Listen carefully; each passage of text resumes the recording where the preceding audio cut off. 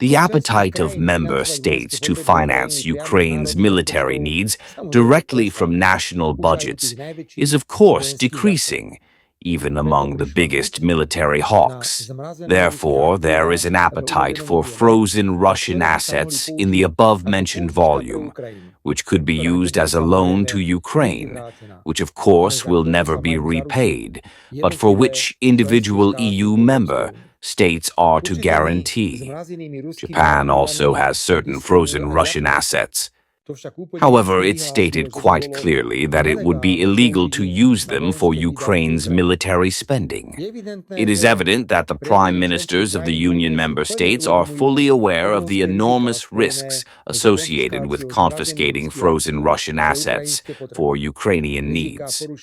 The risks of violating international law, the risks of lawsuits from Russia, but especially the risks of harsh Russian retaliation.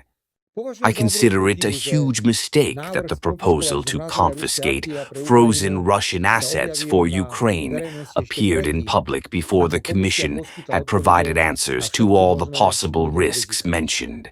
However, this piece of Russian cheese smells very much of a European disaster. Expectations from the confiscation of frozen Russian assets are huge, but they may encounter reality at the next European Council in December, when the decision is to be made and end in a fiasco. That is why I suggested that the possibility of confiscation should not be mentioned in today's conclusions, and that the Commission should also propose other options for financing Ukraine in the next 2 years. My suggestion was accepted. Whatever the decision, I want us in Slovakia to be absolutely clear on this. The government I lead, I emphasize, will never sign any loan guarantee for Ukraine for military spending. Likewise, we will not spend a single cent from our own state budget for such a purpose.